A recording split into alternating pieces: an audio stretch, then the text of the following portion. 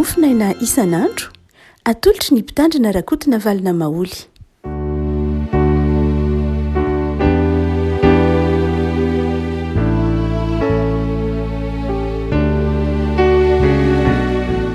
Falmirahabantsika rehefa malalatra ity laham-pifahatimy amby roapolo ny volana oktobra ity.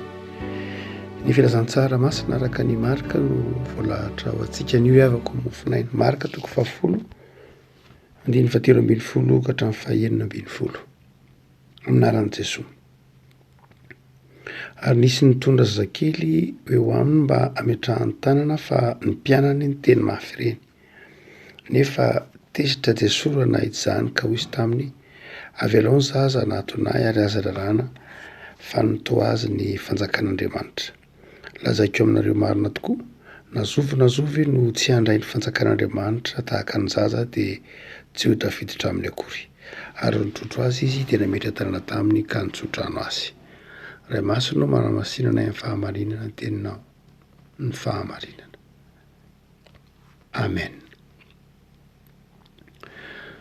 Isan'ny fivoarana lehibe teo amin'ny maha olombelona tamin'ity taonjato farapara ny iainantsika ity rehefa malala ny fanomezantsika toerana ny zaza. Tsy dia izany loatra tsinona ny fieritreretan'ny olombelona ny zaza tany amin'ny 10 taona lasa, 10 taona lasa, 10 taona lasa, dia tsy izany hoe vanim-potoanan'ny antikité, ny vanim-potoanan'ny moyen âge, dia saika any anjorom-bala ny zaza. Any anjorom-bala amin'ny lafiny hoe tsy heverina hoe manana fafana, manana fisina mazava na manana teny ataontsika hoe antom-pisina manokana. Ny fiheveran'ny olombelona azy dia ny hoe ny zaza dia olon-dehibe kely, izany hoe ny vatany ny kely fa izy dia ohatran'ny olon-dehibe ihany. Ary na dia ny civilisation taonjato faha 20 aza ny era victorienne ohatra dia mbola nieritreritra andro mandrakariva aminao hoe ny zaza dia tsy tahaka ny olon-dehibe ihany izy fa ny vatany fotsiny kely. Ary tsy gaga tsika tany aloha raha ohatra ka hoe mahita zaza dia tany aloha toa hoe 10 taona lasa fotsiny na 10 taona lasa dia mahita ankizy dia ampiakanjona mitovy amin'ny olon-dehibe ihany izy. Fa saingy kely fotsiny, mety manao veste izy fa veste kely, mety manao pataloha izy fa pataloha velondrirana kely, ohatran'ny na manao gilet izy fa ohatran'ny gilet kely, na koa mety manao jupe izy fa jupe plissé kely, raha vavy kely na koa mety manao robe ihany fa robe kely. Fa tsy tena nanana antom-pisina mazava hoe tena manana sata manokana, fisina manokana, fomba fisainana manokana, fomba firesaka ataontsika hoe fomba fifandraisana manokana amin'ny ankizy mitovy taona aminy. Fa ny taonjato ny iainantsika ity no isan'ny nanomboka nahatakatra ny hoe ny zaza dia manokana mihitsy, manana izay mety ho anjara sakafony manokana, fomba fampianarana azy, fomba fifandraisany sy ny tahaka izany. Ary hajaina amin'izay maha izy azy zay ny zaza. Ny lalana an'izany nefa ary afaka ny filazantsara eto, ny lalana an'izany fanajana sy fanomezan-toerana ny zaza zany ny filazantsara ny marika eto. Tsy marika ihany fa namatiana aliko samy tantarany ito dia manome toerana ny hoe ny zaza dia manana fahafahana manokana sy antom-pisina manokana ary afaka manatona an'Andriamanitra, afaka manatona an' Jesoa. Betsaka amin'izao ranantsika izao ny krizy lalovan'ny zaza miseho amin'ny endrika maro samihafa. Raha eto Madagasikara fotsiny dia mbola any anjorom-bala ny zaza indraindray rehefa tonga ny fahantrana dia ny zaza no ho voalohany izay hiaran'izany fahantrana izany. 2 ny isan-jaton'ny zaza, 2 isan-jato be zao ny zaza eto Madagasikara no tsy ampy sakafo. Ary aterak'izany tsy fahampitsakafo izany dia 10 isan-jato latsaka kely ny zaza no tsy mitombo ara-dalàna, tsy mitombo ara-dalàna ny vatany, ary mety tsy mitombo ara-dalàna arak'izany koa na tsy mivelatra arak'izany koa ny saina. Ny betsaka no ataontsika hoe ny zaza mandalo tsy fahasalamana vokatry ny sakafo tsy ara-dalàna, vokatry ny rano tsy ara-dalàna, rano fisotro tsy madio. Alaivo sary an-tsaina hoe 3 totanisana voaka ny UNICEF io 3 isanjato ny rano eto Madagasikara rano fisotro zany, ivelany ataotsika hoe zay mety ho hita aty am'ireny vohitra fa 3 isanjato zay rano fisotro rano sotroiny olona ny ambanivohitra dia misy bakteria antsoina hoe E. coli. Ny E. coli dia karazana volato hoe bakteria fa karazana loto zay hita any amin'ny rano ary ateraky ny sanatr'indresaka ny fivalanana mifindrafindra etsero. Bebe dehibe zany reo ataotsika hoe hiaran'ny ny zaza ny hiaran'ny fantrana, ny loto, ny tsy fahampitsakafo, ny korontana, ny ady de ny zaza maneran-tany tsy eto Madagasikara ihany fa maneran-tany io no hiarany zany fahavoazany zany.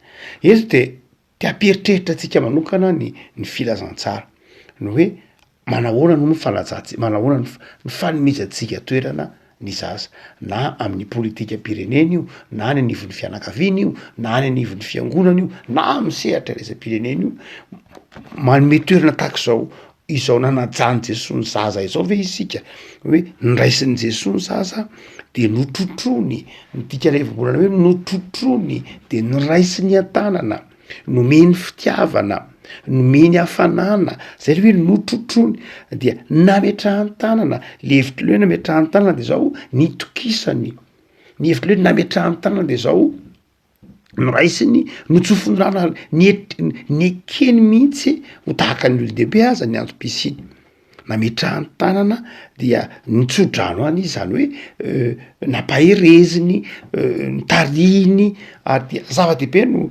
nataony Jesosy tam'za eto sady notrotrony nametrahan tanana no nitsofony rano.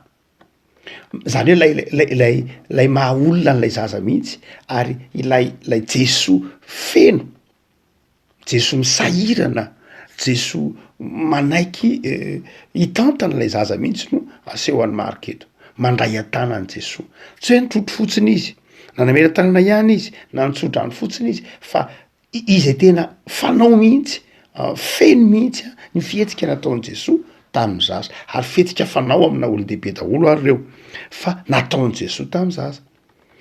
Zay mety hevi-diso mantsy ao anatin'ny fiarahamonina ankehitriny na amin'ny ara-pivavahana ary ka mbola rolovatsika mandrakaka ankehitriny de ny hoe ny zaza nge tsy mahatakatra ny momban'i Jesosy hoe ny zaza nge tsy manana anjara amin'Andriamanitra tsia manana anjara amin'ny Jesosy ny zaza ary manana anjara amin'Andriamanitra ny zaza. Raha mbola mahatsiaro ho zanaky ny fahasoavana ny fiangonana dia mandray ny zaza izy satria raha ohatra ka mieritreritra isika manao hoe ny lehibe ihany mahatakatra an'Andriamanitra de am'izay fotoan'izay tsy mipetraka ny mahafahasoavana ny fahasoavana. Fa rehefa ny herin'ny fahasoavana isika ny dikany hoe fahasoavana de zao tsy miankina amilay olona ny dikany hoe fahasoavana. Raha fahasoavana ny finoatsika mifamonjena fahasoavana, raha everitsika sy inoatsika zay raha teo moa hoe fahasoavana ny famonjena de zao voalohany indrindra tsy miankina amin'ny fahaizana mampahalalana, tsy miankina amin'ny amin'ny faharany hitan-tsaina zany, tsy miankina amin'ny toerana, tsy miankina amin'ny olona, fa miankina am'lay mpanomehany de Andriamanitra. No zany dia tsika mino ny herin'ny fahasoavana dia resy lahatra tsika fa tsy hoe ny olona betona ihany, ny olona mahay ihany, ny olona marantsaina ihany no afaka takatra an'Andriamanitra, fa mahatoky ny fahasoavan'Andriamanitra isika dia mahatoky fa ny zaza de afaka mandray an'Andriamanitra noho ny fahasoavana satria tsy miankina amin'ny taona le izy, tsy miankina amin'ny fahazavan-tsaina le izy, fa niankina tamin'ny herin'Andriamanitra ihany dia afaka asehony Jesosy eto fa afaka mandray izany zaza izany izy. Ny fizirizirintsika ny amin'ny rahan'olon-dehibe ihany ny zaza, indrindra na ny batisa aza hoe rahan'olon-dehibe ihany ny batisa de zao manafoana mihitsy ny mahafahasoavana ny fahasoavana. Fa ny fanekentsika hanao ny batisa raha ny manamafy ny mahazanaky ny fahasoavana antsika, ny fanaovantsika ny fanekentsika hanao batisa ny zaza ny mahazanaky ny fahasoavana antsika hoe tompo tsy miankina amin'ny fahalalana nge ny fandraisana anao fa miankina aminao rery ihany de indro entinay atao batisa ity zaza ity. Iza milaza amitsika fa tsy ahatakatra ny zaza dia Andriamanitra tsy afaka miresaka amin'ny zaza aiza ny profilazantsika fa tsy afaka miresaka amin'io zaza io Andriamanitra. Tompo azo amin'ny bokin'ny Jeremia mpaminany ary miverimberana amin'ny soratra masina manao hoe mbola tsy teraka akory ianao de efa fantatro.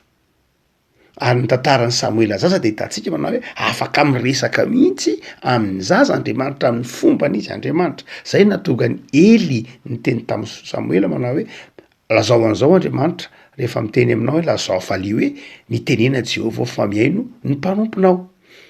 Zany hoe Samoela zaza no Andriamanitra no tao amin'ny Samoela mitenena fa mihaino anao amin'ny fombanao Andriamanitra. Zany hoe Andriamanitra magnana ny fomba niresahany amin'ny zaza. Tsy ny fombantsika olon-dehibe no resaha Andriamanitra amin'ny zaza fa fomban'izy Andriamanitra. Zavaboary ary ataon'Andriamanitra hoe mitsahara de mitsahatra ny tafio-drivotra, mitsahara de mitsahatra ny onjan-dranomasina ka hiresaka amin'ny zaza no tsain'Andriamanitra. Tsy misy ary ataon'Andriamanitra amin'ny hoe misy mazava de nisy ny mazava. Inona ny maha-Andriamanitra azy raha ohatra ka voafetra ny taona izy? Inona ny maha-Andriamanitra azy raha voafetra ny maha-olombelona izy? Tsisy fetrany. Andriamanitra tsy mana-petra, ny olombelona ny mana-petra. Andriamanitra tsy mana-petra noho zany de afaka miresaka amin'ny zavaboary ny Andriamanitra. Boky Noabolona manazava an'izany, boky Salamo manazava an'izany, maika fa hiresaka amin'ny keliny amin'ny zaza. Noho izany dia mametra an'Andriamanitra sika raha mieritreritra manao hoe k'Andriamanitra nge ianao nga afaka miresaka amin'ny zaza, tsy takatry ny zaza ny batisa, tsy takatry ny zaza ny vavaka. Amin'izay fotoan'izay dia tsy zava-panahy izy fa zavatry ny saina. Raha ohatra ka eritreretintsika ho ny saina manakatra inge mahatakatra ka izy mahatakatra ny saina, tsy mahatakatra ny fahotana, tsy mahatakatra ny eloka, tsy fangamo zany Andriamanitra nge tsy ny eloka ny voalohany zava-dehibe amin'Andriamanitra fa ny fiainany. Raha manatona an'Andriamanitra tsika tsy ny hoe isika be fahotana ny manatona an'Andriamanitra no antonatona antsika an'Andriamanitra fa Andriamanitra no efa nanatona antsika tamin'ny alalan'ny fahasoavana. No zany de zao azon'Andriamanitra atao mihitsy arasehon'i Jesoa eto fa zava-dehibe amin'ny zaza. Dia eto ary afaka malala satria zava-dehibe mihitsy amin'Andriamanitra ny zaza dia tiany Jesoa hoy ny filazan'ny Marka hoe tezitra mihitsy Jesoa tamin'ireo zay nanakatsakana ny zaza, tamin'ireo zay nanilikilika ny zaza, tamin'ireo zay nitsara ny zaza ho tsy manana anjara amin'ny Jesoa, tamin'ireo zay nieritreritra nanao tsinitsinina ny zaza. Na mety nanao tsinitsinina mendrika maro samihafa io tsy tamin'ny lafiny ara-panahy ihany fa manao tsinitsinina ny fahatsoran'ny zaza. Be dehibe indray no manao herisetra amin'ny zaza, be dehibe indray no manao herisetra amin'ny teny amin'ny zaza, manao herisetra amin'ny vatana, manao herisetra amin'ny lafiny tsy miraharaha zaza dia tsy tokony hodonontsika fa tezitra Jesoa. Ary amin'ny Marka eo ihany Jesoa ny tezitra. Marina izy fa nandrava ny tempo ny tsena ny mpivarotra atao amin'ny tempoly sy ny tahaka izany fa tsy nampiasa ny vombolana hoe tezitra. Marka tamin'iny fa any amin'ny filazantsara sinoptika hafa izy no nampiasa ny vombolana hoe tezitra fa eto amin'ity Marka, eto amin'ity Marka toko fahafolo ity Jesoa no mazava tsara hoe tezitra izy satria tsy nirarahina ny zaza, tezitra izy satria no heverina ho tsy manana anjara, no heverina fa tsisy ilana azy ny zaza. Afaka malala ametraka antsika ray aman-dreny eo anatrehan'Andriamanitra zany hoe tonga antsika any am-piangonana ve ny zaza, tonga antsika manatona an' Jesoa ve ny zaza. Jesoa miandry, Jesoa te handray ny zaza, te hitsodrano ny zanakao izy, te hametra tanana amin'ny zanakao izy, te hitrotro azy izy, te handray an-tanana any izy. An'ireny izy fa tonga antsika ve eo amin'ny Jesoa ve izy, sa ny tenantsika ihany no tonga antsika fa ny zaza tsy tonga antsika. Ny fivavahana hafa toy ny fivavahana silamo de resy lahatra ny amin'ny hoe ny zanaky ny silamo de silamo fa ny zanaky ny kristianina ndray tsy kristianina. Be dehibe ny ray aman-dreny manao hoe andraso aloha lehibehibe kely izy vao entrany am-piangonana, tohatra mitabataba fotsiny, ohatrany tsy azo ny akory le zao sy ny sisa. Tsia rehefa tsy zarina mankany am-piangonana izy dia tsy zatra mankany mihitsy izy. Rehefa tsy zarinao mankany am-piangonana izy, tsy zarinao mivavaka izy dia tsy tonga any mihitsy izy na efa lehibe aza. Hoy boky Noabolona manao hoe zaro amin'ny lalana tokony alehany zaza. Aiza ny tokony alehany? Eo amin'ny Jesoa, trotrony Jesoa, trofin'ny Jesoa rano, ho ametrahan'i Jesoa tanana. Eo ny tokony fanazarana ny zaza. Any zanaky ny kristianina no zany de tokony ho kristianina.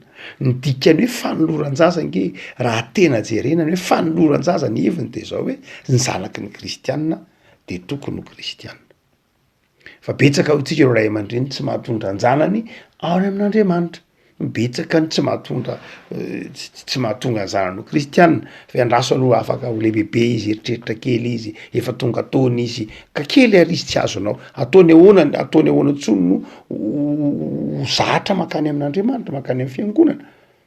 Fa dia adidiny ray aman-dreny mihitsy, tena adidiny ny mitondra azy eo amin'Andriamanitra. Aza mieritreritra manao hoe ka tsy fantany ange zany, be de be ny zavatra tsy fantatry ny zaza fa ataontsika aminy. Manao vaksiny tsika, fa ny zaza kely 2 volana izy, 2 volana, 3 volana, ataontsika vaksiny. Fa angamo fantatry ny zaza ny vaksiny, nga izy mahafantatra hoe zao ny dikan'ny vaksiny, zao ny formule amin'ny vaksiny, nga zany fantatry ny zaza, fa ataontsika aminy ihany na maharary azy ary, na tsy fantany aza ny dikany, satria fantatsika fa mahasoa azy.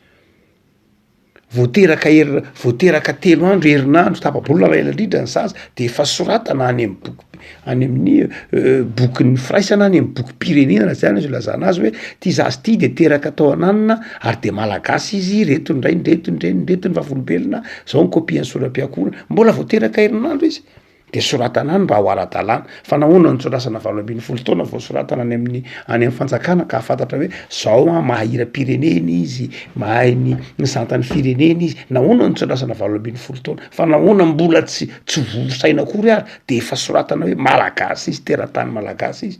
De ohatr'izany koa soratana eto amin'ny fanjakan'ny tany ara, tsy miandro herinandro ny olona, tsy miandro tapa-bolana, ka ho soratanao amin'ny fanjakan'Andriamanitra, ho trotroiny Jesosy, ho tsofin'ny Jesosy rano. Ko maninona no andrasana hoe andraso aloha lehibebe, andraso aloha 20, andraso aloha 20, andraso aloha 30 taona. Ny tany aza mahamaky atsika, ny tany aza tsy manaky tsy maintsy soratana ny zaza, anakopiany soram-piankonana. Ko maninona ny tsy soratana ny fanjakan'Andriamanitra. Marina fa le hoe atao batisana tahaka zany mety tsy mitovy loatra am'izay hoe soratana ty fanjakan'ny tany, fa midika fotsiny hoe tena manazava mihitsy hoe zanak'Andriamanitra. Zany de afaka malala mametraka ity andiny tsotra masiny ity de mametraka didy fampieritreretana antsika fiangonana, fampieritreretana antsika kristiana, fampieritreretana ny fiarahamonina hoe tena apetrakitsika arak'izay nametrahan'i Jesosy azy, ny toerana nametrahan'i Jesosy azy ny zaza. Aza itsika ve izy, tiatsika ve izy, ataontsika zava-dehibe ve izy. Tsy hoe satria ireo ihany ny tompony ho avy, zay mahazatra tenenitsika hoe ireo no avy, zay loha zany mazava. Fa tsy zay ihany, fa tena adidy mihitsy zahay zanak'Andriamanitra. Ravako ny tompony hampahirentsika, anajantsika ny zaza, ikolokolotsika azy reny fa tsy hoe ho avy ihany izy reny, fa tena tian'Andriamanitra hoe ho amin'ny mandrakariva. Vavakisika, tompo am'soranao zahay fa tsapanay fa sarobidy ny zaza io masonao. Mijery ny andavanandronay nefa zahay de mahita ny olana atrehan'ny zaza.